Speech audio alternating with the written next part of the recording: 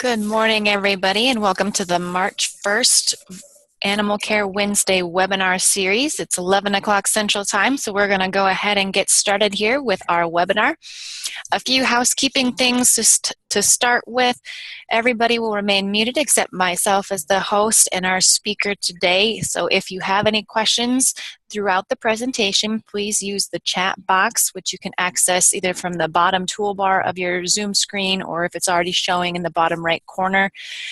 Anytime during the presentation, feel free to type your questions into the chat box. If you experience any technical difficulties, please communicate with me via the chat box as well. Each of our webinars that are recorded will be posted to the Animal Care Wednesday website, which I have provided the link for you in the chat box already, so you should hopefully be able to see that. Today's webinar will be recorded and it will be posted within a week of today's date, as well as the PowerPoint slides as a handout to go along with today's presentation. I'm Heidi Carroll. I am a Livestock Stewardship Extension Associate in South Dakota. And the Animal Care Wednesday webinars, for those of you that are not familiar with it, is actually a 5-state collaboration to provide these webinars. And those states include Nebraska, South Dakota, Iowa, Missouri, and Wyoming. And so we have 4-H and extension personnel from those 5 states that plan and coordinate these webinars to provide it across our region and sometimes getting as well as national. So our speaker today is Mr. Brett Kreifels from Nebraska Extension, and his topic today is going to be doing an introduction of poultry nutrition basics, and hopefully this will provide some great resources for those of us who aren't as familiar with poultry, and provide a really great resource for some of our 4-H youth exhibitors that maybe are just getting into poultry exhibition. So I will let Brett take it from here, and thank you again for everybody's attention, and thank you today, Brett, for your time and presentation. All right, thank you very much, Heidi. Thank you for having me on this presentation today.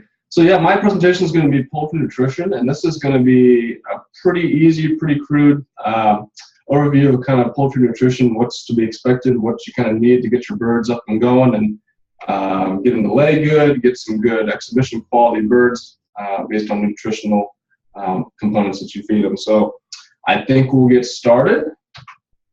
So feeding chickens, it's really important. It's probably one of the most easiest things you can do when feeding chickens. But you need to have the proper nutrition to ensure that the hens continue to lay good. They produce strong, nutritious eggs. Or even if you're using if you have meat birds, to produce good fleshing broiler chickens, a lot of meat for your family there. And most importantly, if you've got 4-H birds, you've got to have them in great condition. You've got to have them in good flesh for those shows. So having the proper nutrition is key to that as well. Now, there are a lot of different components. So if you go and buy a complete feed at a feed store, like a Bongards or Tractor Supply, so a lot of times you're buying a complete feed. So all the ingredients are in there. They're all balanced for the specific life stage. And what I mean by life stage is if we're talking about baby chickens, if we're talking about growing birds, we're talking about mature birds that are laying, birds used for meat. But all of them have these components in there. And if you look at the feed tags, you'll see a lot of these things on that feed tag. So the majority of your chicken feed that you feed is actually corn-based, about 50 to 60%. And this is used for energy. Now, the energy is a little bit different, not like if you're, for us, like this morning I had a cup of coffee, you know, it got me up and going in the morning. It's not that same type of energy. And we'll kind of talk about that here in a little bit. Soybean meal is your protein source. It's your major protein source for chickens. About 20 to 30% of that diet is soybean meal. Kind of a relatively new one that's been put in the last 20 years or so is distiller's grains from the byproduct of the ethanol industry. Great resource for chicken feed. Chickens love it up to a certain point. Used for both energy and protein. Distiller's grains has about 3 times the protein amount as regular corn does, so it's a really great feed source. Limestone rock is used for calcium and eggshell formation and eggshell strength. Right along with calcium, you got to have phosphorus. Usually about 2-to-1 ratio of calcium and phosphorus in the diet. Oil, and that's used for energy as well as some other kind of binding factors. One we don't really think about too much, but essential to the diet of the chicken is salt. Too much salt in the diet, birds drink way too much and they start to produce a lot of runny, watery manure. Not enough salt in the diet, the chickens just plain don't eat. So it's a really essential mineral in that diet. Vitamins and minerals as well for bodily function, and then sometimes in feeds they add a few extra amino acids for the extra protein. So here's some other feed ingredients. So if you go to a feed store and you look at the feed tag, you might have energy sources containing corn, like I said, is the #1 energy source in feed, wheat, sorghum or milo, and distillers grains, protein, meat and bone meal. Because of the onset of soybean meal and distillers grains, meat and bone meal isn't used as much in chicken diets, but it's a great source for protein. And that just comes from rendering beef products and pork products and even chicken products as well. Feather meal, basically during the processing of meat birds, they'll take the feathers, grind them down, grind them up, and feed them back to the chickens. Excellent source of amino acids and protein, especially the amino acid methionine. Sunflower meal, we don't use that much of that here in the Midwest, but it is a great source. Fish meal, and lastly, distillers grains. Calcium, like I said, limestone is the #1 calcium source in our chicken feed. But those of you that have raised chickens for a long time, maybe grandma and grandpa raised them, you had them as a kid, everyone says feed them oyster shell. That's another excellent calcium source for chickens. And believe it or not, eggshells, just feeding back eggshells that have been cleaned and dried and ground up is another great way to recycle some of that calcium. Fat, vegetable oil, corn and soy oil are used extensively in our chicken feeds. Poultry fat as well, and beef tallow is another great fat and energy source for our chickens. So look at those feed tags. Look to see what kind of the makeup of those feed tags are, what's in your feed. A lot of these are in that feed mix. So why do we feed these different type of things? Well, the energy is considered a carbohydrate. So like I said, this is not like drinking a cup of coffee or not like drinking a Mountain Dew to kind of get yourself up and going in the morning, get some energy. This energy is for bodily functions, digestion, locomotion, getting them around, trying to find their own food, and even egg laying and muscle development. So that's what that energy source is for. Protein, muscle formation, egg formation. Protein source in the egg is about 7 grams, which is the most bioavailable protein you can get in nature. Cell membrane formation as well as feather formation, because I mentioned that the feathers are made of methionine, really key amino acid in the chicken diet. So good protein source is always needed there. Calcium, bone formation, bone maintenance, and eggshell formation. Coincidentally, kind of a fun fact, I guess, the calcium in the diet, when you feed it to a laying hen, is not directly going towards the formation of the eggshell. It's actually going to replace the bone calcium that the hen takes out to make the eggshell. So really, you're just replacing the bone calcium when you're feeding high levels of calcium in the diet. And fats. These can be used as binders to bind all those different ingredients together that we just talked about. Flavor.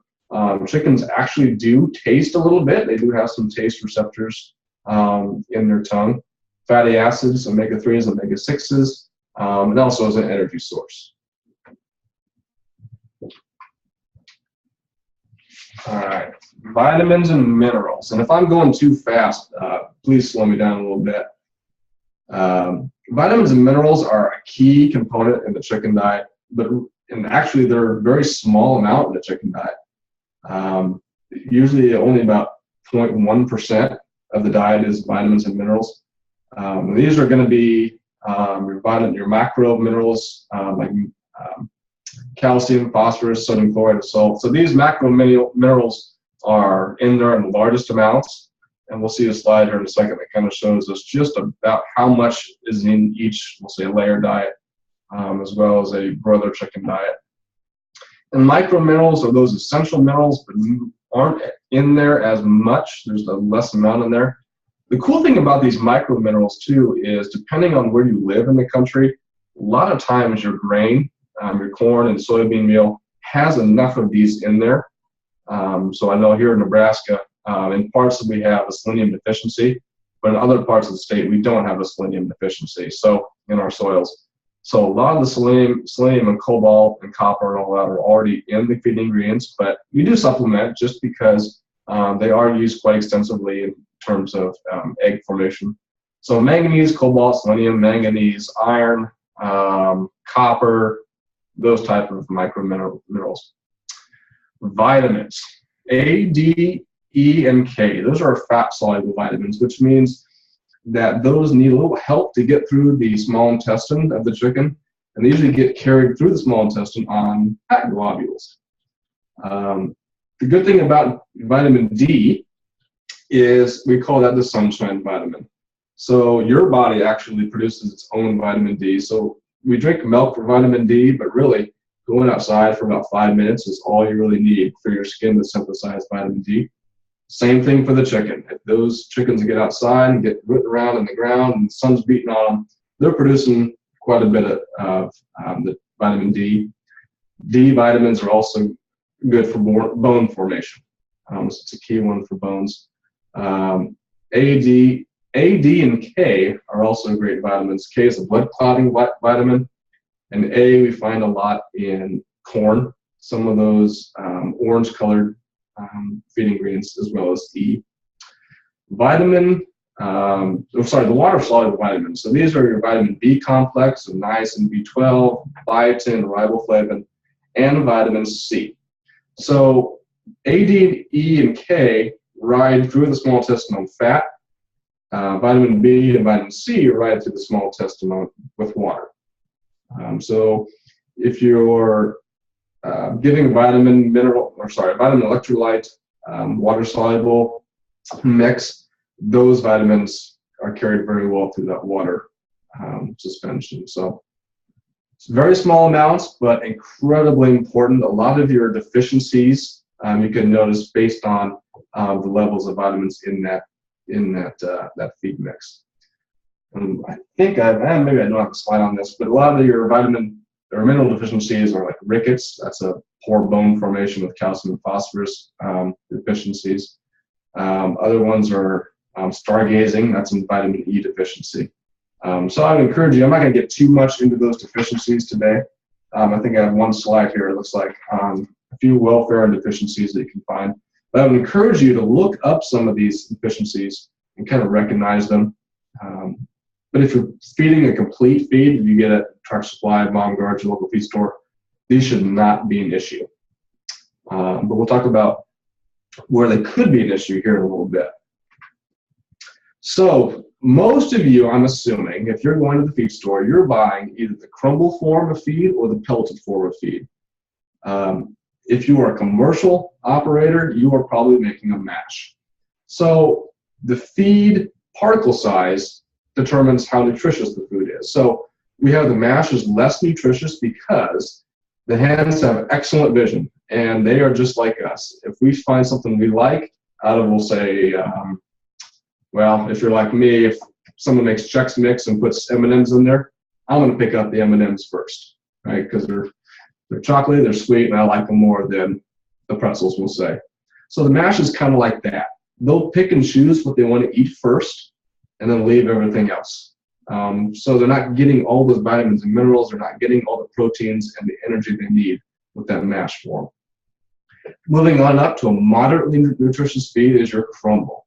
So this is a little bit better.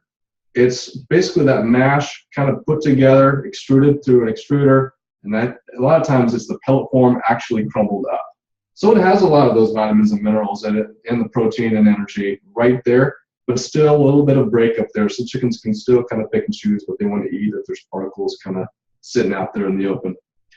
The most nutritious form of feed, though, is our pelleted feed. So this feed is put into a mash form, it's sent through an extruder with a lot of heat and pressure, and made into a pellet form. So It's so nutritious because all those vitamins and minerals, protein, energy, all that stuff is packed nice and neat into a nice little pellet, which is pretty easy to eat and pretty digestible.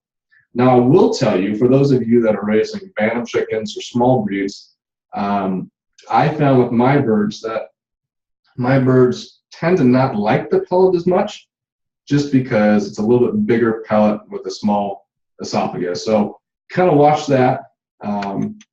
A lot of times they like the crumble and they kind of leave the pellet. So I would encourage you to take a look at that. Okay.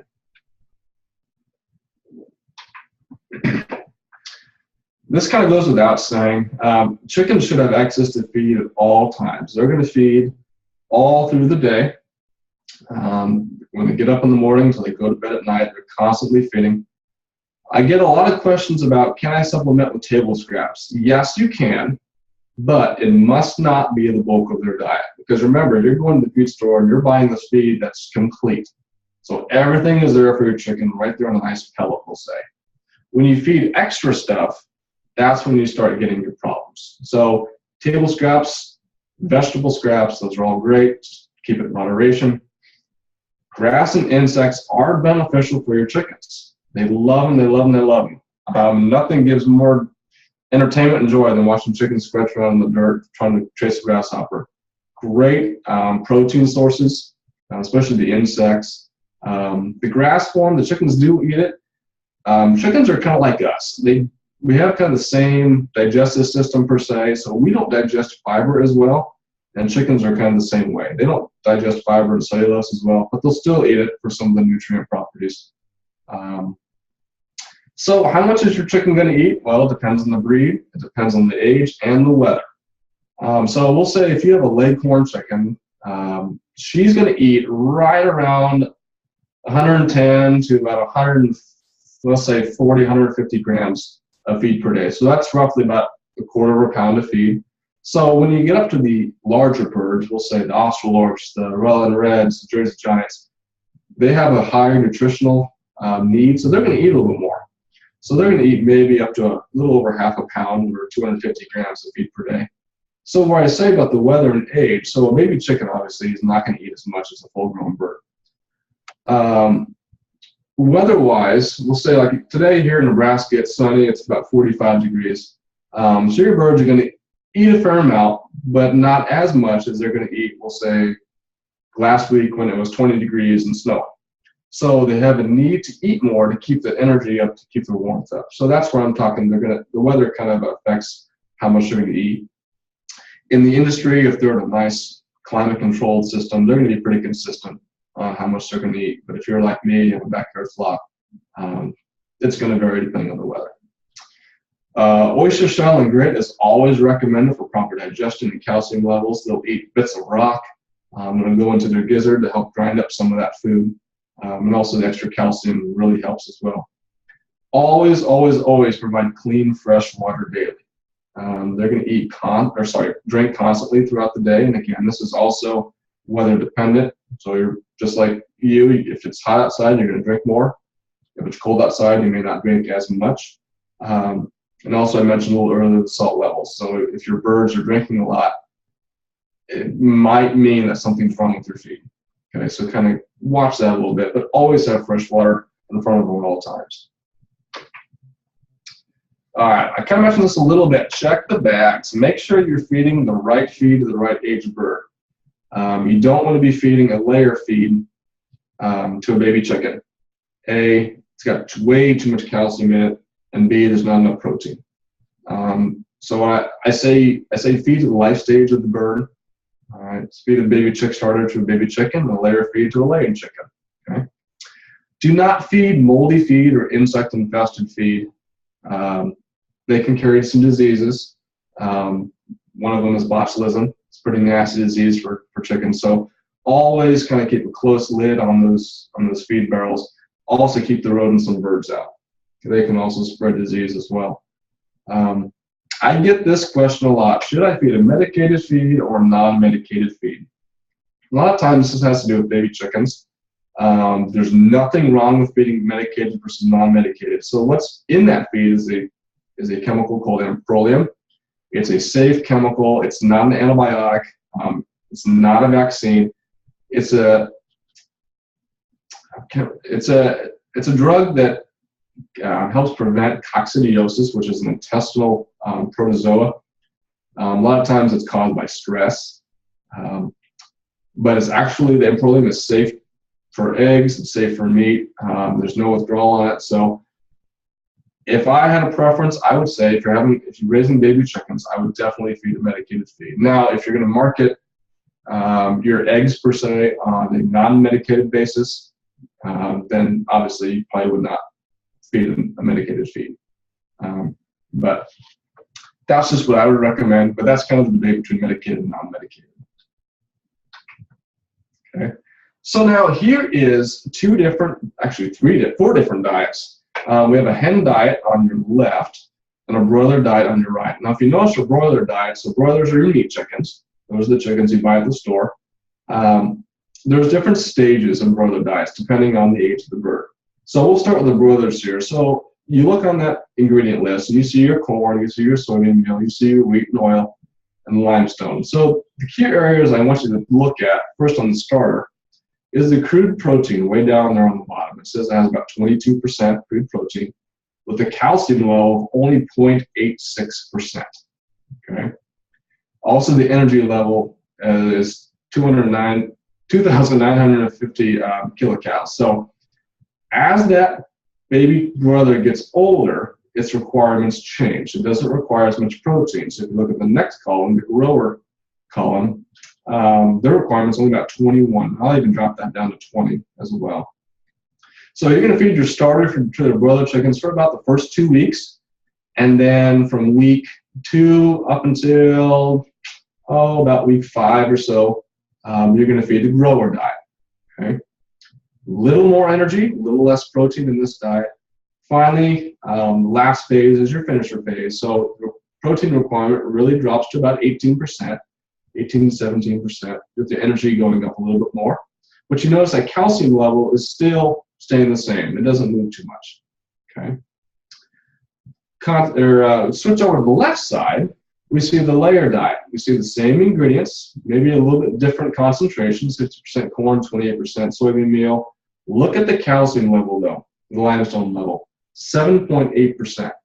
If we look at the limestone level over on the broiler side, the highest is 1.37% in the finisher diet, okay? And we look down the bottom, the calcium level fed to the birds is between about 3.5 to 4.5%. So I mentioned feeding to the life stage. So you're obviously not going to want to feed a layer feed with 4.5% calcium almost to a broiler chicken. They don't need that much calcium. Actually, doing so will cause some health problems. Also, if you fed a layer diet at 18.6%, your broilers are going to grow, but not as fast. So the object of the game with the broilers is to get them to grow to a market weight of around 6 to 7 pounds live weight in about 7 to 8 weeks. At 18.5%, you're not going to get there in time. Okay, so that's why I say just watch your feed tags. Talk to your feed dealer. They'll give you some recommendations on what to feed as well. Okay. Extras. I mentioned I get this question a lot. When I get a call into the office and some client is worried about their chicken, something's not quite right, the first question I always ask is, what are you feeding? And usually they'll go off and talk, I'm feeding a layer feed, and then they say, but I'm feeding cracked corn, or I'm feeding sunflower seeds, so those extra things are the problem. So like I mentioned, when you go buy the feed, it's a complete feed. Everything is there, right, neat and nice, and a nice pellet or a crumble, okay? When you feed the extras, that's when your protein levels fluctuate. That's when your energy levels fluctuate and your vitamin mineral profile fluctuates. So great to feed these things, but always do it in moderation. I don't ever give my birds extra stuff on a daily basis. I might give them a little corn here or there. I might give them some sunflower seeds here and there, but it's never on a daily basis. Just like I said with the Chex Mix thing. If I have sunflower seeds in my feed, I'm going to go for the sunflower seeds first. They taste better, and the chickens just have a preference for that, especially corn. Corn is like candy to chickens. So they're going to eat that first before they eat everything else. So some types of treats: table scraps, vegetable scraps. You could feed meat products. Really do that in moderation. Fruit is a great one for some snacks. Chickens love watermelon. Vegetables, sunflower seeds, like I said. The oil is also great for showbirds. So when I have my showbirds, and I have black ones. If you saw my first slide, kind of the opening slide, you saw one of my birds at the top right corner. She was my best in show champion. She's a black bird. So that oil in there helps bring out some of that black oily color in the feathers, which gives them kind of a shine. So those of you that are raising exhibition birds, great thing to feed your birds in moderation is the sunflower seeds. Scratch grains, cracked corn, it's got milo in it, it's got oats. Another great little treat to do. Again, don't do it every day. And insects and grass and weeds. Great protein source, great energy source for these chickens. Now we're going to get a little bit of dollars and cents. So those of you raising chickens for egg purposes or meat purposes, I got a couple slides here that just outlines just a very crude calculation of what to expect. So for instance, if you're feeding a 50-pound bag of feed, that's roughly about $15 around here in my area. It takes about 3 pounds of feed to produce a dozen eggs. So if you divide that out, it's about 30 cents per pound of feed. So assuming your birds are eating about 3 pounds to produce one dozen eggs, that's going to equal about 90 cents to produce that dozen eggs. Okay, for one hen, that's just one hen. So that's roughly, when you break it all the way down, that's about 8 cents per egg. So I talked about eggs being an excellent protein source. They're actually the cheapest protein source as well, about 8 cents per egg. Okay, you want a good protein? Eat those eggs. Let's go on to the broiler side. So these are your meat chickens. So we're going to stick with our same 50-pound bag of feed at $15 a bag. So if we have a 6-pound broiler, and she'll consume about 12 pounds of feed. So the cool thing about broilers is their feed ratios are right about 2 to 1. And even in the industry, they got a below 2. So we're going to assume that she's going to eat about 12 pounds of feed. So when you calculate all that out with about 30 cents per pound, that broiler costs you in feed at about $3.60 per bird. Okay, break that down in terms of poundage. That's about 60 cents a pound per pound of muscle. Pretty cheap protein source as well. But again, I mentioned earlier other things that kind of play into this: the weather, space. You don't want to overcrowd these guys, and other things can influence these figures. Okay. All right. I think one of my last slides here is on, last slide here. So we're talking a little bit about welfare. So welfare is keeping the birds nice and comfortable. We don't want any cannibalism with these guys. We give them the space they need and the enrichment that they need. So one of the key things is, since this is a nutrition course, is having a proper balanced diet. Again, when you have something wrong with the diet, then the welfare of the bird gets kind of compromised. Avoid the extras. Takes that feed off balance. You avoid nutritional deficiencies. So you see below, we've got a couple pictures there of some birds that have some nutritional deficiencies. We have porosis on the bottom left, which is a calcium deficiency and phosphorus deficiency. We also see a manganese deficiency that kind of is expressed by that. Stargazing, that's that vitamin E deficiency we talked about. And another one on the far right is another vitamin E deficiency. Okay. So that balanced diet with the proper protein, vitamins, minerals, all that jazz, you eliminate some of these welfare issues. Keep the rodents out, keep the insects out of those feed, especially the birds. As well as, one thing you don't think about either, it's not really a feed topic, but it's a welfare topic, is keeping those starlings, those pesky sparrows, out of your chicken house. They carry in northern fowl mites, and I'll tell you from personal experience, they are a pain to get rid of. Once you get them, it takes a lot of applications of insecticides on those birds to kind of get rid of them. So keeping those birds out really helps with that. Maintaining those proper protein and amino acid levels decreases cannibalism. So if you ever have a bird that kind of wants to eat the feathers off each other, kind of make some sores on the backs of other chickens, that means you have either a space problem, not enough space for those birds. You have a boredom problem. The birds just aren't enriched enough. There's not enough to do, so they have to pick at each other for something to do. Or you have a protein problem. They're trying to grab protein any way they can, and like we talked about, those feathers are full of protein. So that's what they're going for. So keep abreast of some of these things. Watch your birds. Kind of monitor their welfare with the balanced feed, keeping all those rodents out, and keeping them nice, clean, and dry, and proper space.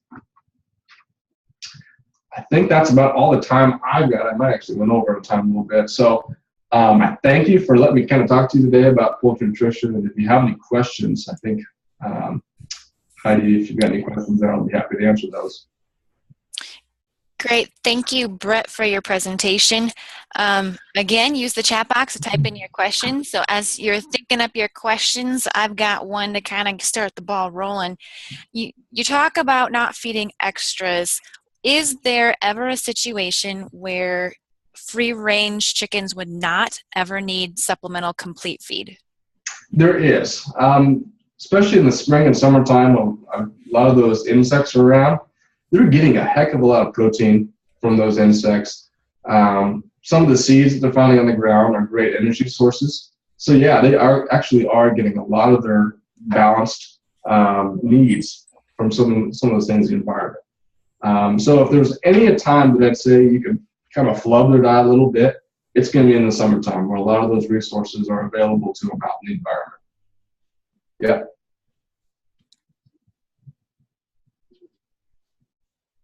And one thing I'd also watch, I'm just going to put a plug in for that a little bit.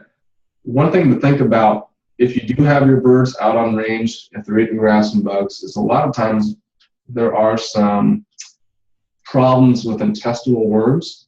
And there are a number of products out there that take care of them, but always keep that in mind, talking about welfare.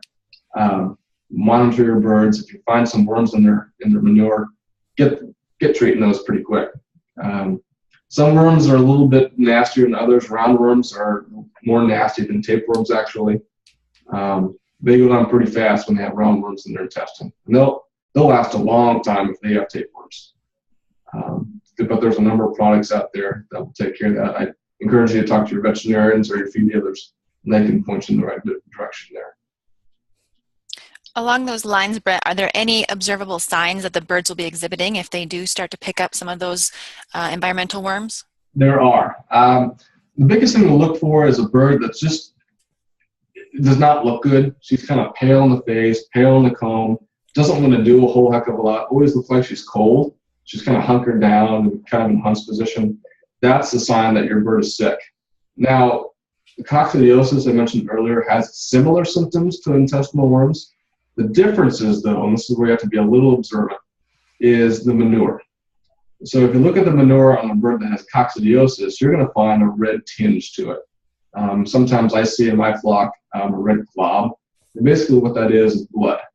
So those coccidia protozoa are feeding on the intestinal lining of the intestine, and so it kind of has a little bit of blood release with that. Worms, on the other hand, same symptoms, except you're not going to see some of that red tinge blood in the manure. And I'll tell you, with tapeworms, those are pretty easy to figure out, because if you look at a bird that's just defecated, you see little white things move around on the manure, and it's kind of nasty looking. But those are tapeworm segments. That one's actually a pretty easy one to get rid of. And like I said, don't really harm the bird too much, because they just they situate themselves on the lining of the intestine, and that's all. They're on the side of the intestine, so food and stuff still gets to go through that intestine and be absorbed. With the roundworms, they kind of encase that intestine. So just monitor that. This time of year is when coccidiosis really likes to rear its ugly head. Just like last week, for instance, we had temperatures for about a week and a half in the 70s, almost got up to 80 one day, and then dropped down to 30 and 3 feet of snow. So that stress really got the birds kind of stressed out, and that coccidiosis really likes to infiltrate those stressed birds. So another great product for that is a product called Corid. So if you go to your feed dealer, ask for Corid. It comes in a packaged form, like a powder form you can mix with water, or liquid form. All it is liquid and petroleum, and you can feed it as a treatment or you can feed it as a preventative. Like I said, there's no withdrawal on it, so you don't have to throw the eggs away and before you can eat them. So you can eat the eggs on petroleum. So easy to get rid of. Just kind of watch it for this time of year. Well, great. Thank you very much, Brett. I don't see any questions coming in, so I again thank you very much for your time. And our next Animal Care Wednesday webinar will be April 5th, and our topic there will be an update on the 2017 Ag Law and policies that have been implemented across the U.S. and things we kind of need to be aware of in terms of animal and livestock production. And our speaker for April will be Dave Aiken, and so he provides great insight into a lot of the ag policy in terms of animal care and food animal production. So please tune in on April 5th at 11 o'clock Central Time through the Zoom link that is provided. And the recording for this will be available here in the next week, and Brett will also provide the handout to go along with that. With that, thank you everybody for attending, and have a good day.